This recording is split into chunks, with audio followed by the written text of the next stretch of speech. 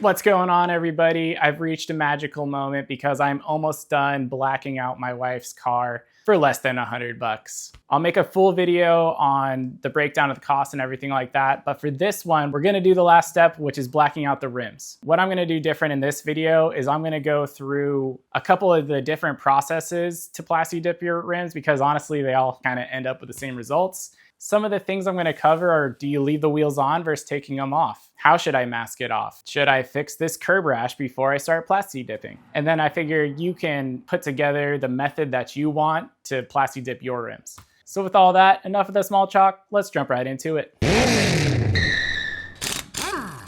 So here's the plan, everybody. We're gonna be doing the experiment on these two driver's side rims. If you ever seen any other Plasti Dip your rim videos, you'll know you can either leave them on or take them off. So what I'm gonna do is I'm gonna leave the rear wheel on, because when you leave it on, you have to mask it off, and that brake is a lot smaller, so it'll be easier to mask off the rear. But before I do that, I'm gonna clean that rear wheel. So once that's clean, backed up into my garage, I'm going to take that front rim off, and we're gonna give it the best cleaning it's had since we've ever owned this car. And what I'm cleaning the rims with is just super basic Dawn dish soap and a sponge. I know there's better chemicals out there, but I'm just showing you this process as anybody can do this. All right, this front wheel is about as clean as it's gonna get. There are some permanent stains stuck on it, but we're gonna roll with it. I did try and wash, rinse, and repeat about 3 times, but yeah, like I said, it's as good as it's gonna get. So I'm gonna make sure it's completely dry, let it sit in the garage for a little bit, and then I'm gonna start working on some curb rash on the rear wheel. So I wanna see if the Plasti Dip can fill enough of a curb rash. So I'm gonna go ahead and spot putty this kind of deeper scratch here on the bottom, but there's a few chips across the spokes that I'm not gonna touch, and I'm gonna see if these chips are actually gonna come across, or if the Plasti Dip has enough build to it to kind of just erase these chips. We'll see. We'll experiment.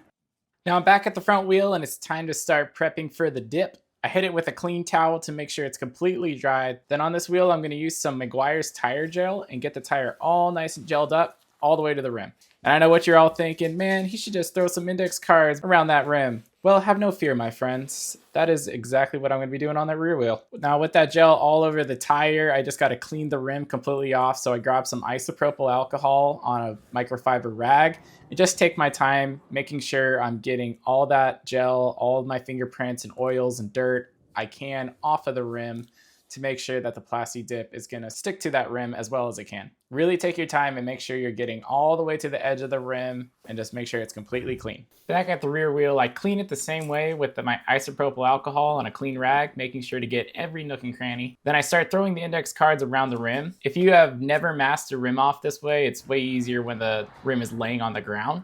When you have the rim up vertically like this, it's a little tricky. So what you gotta do is really shove the cards into that bead and start from the top. Then when you're working your way around the rim towards the ground, you want to put the next card on top of the last, so that way gravity is kind of like holding the cards up. Then when you get halfway through the rim, you're going to reverse, and then the rim side cards are going to sit on top of the outer tire side cards. It's all just to have gravity help you hold the cards in. And I should have wrapped those brakes before I did the cards, but we'll go ahead and do that right now. And don't forget the valve stem. And since that plastic just put some brake dust on my rim, I'm gonna hit it one more time with some isopropyl alcohol before we paint. So there's a couple rules I follow when I paint, whether it's Plasti Dip or anything. If it's an aerosol can, I always warm it up beforehand, either in the sun or in a warm bowl of water. I shake it for 2 minutes, and then on both rims, I'm gonna paint them the same exact way. So I'm gonna lay down one light coat, wait about 10 minutes, then I'm gonna start laying down thick coats until I run out of paint. You're gonna use an entire can per rim and space those thick coats out 20 to 30 minutes between each pass. And when you're laying down those thick coats, you're gonna freak out because it's gonna look all orange peely. It's gonna look awful. You're gonna regret your decision to paint your rims. Well, don't worry. This material is really sweet. What it does is level itself out over time. Just make sure you lay it down thick. If you're throwing it on like dust coats really light, it's gonna start looking orange peely. But if you lay it down thick, it's gonna even out.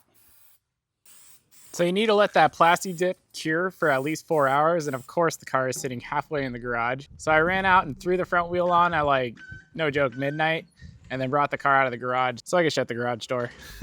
In doing this, that meant I had to pull those index cards off, so sorry for the kind of hurried shot there.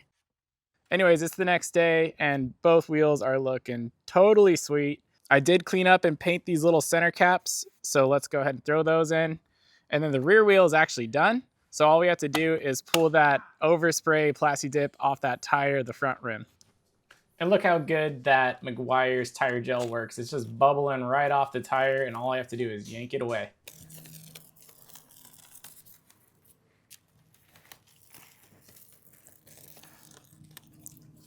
And any of that leftover stuff, you just rub it with your hand. It just comes right off. The wheels are done, and I have blacked the Audi out for less than $100. Super stoked about it. It looks way better. For these wheels and the differences, I actually was super surprised with the masking off, leaving the wheel on the car method. The only thing I don't really like about it is kind of like stencil out the spoke into the inside of the rim, which is meh.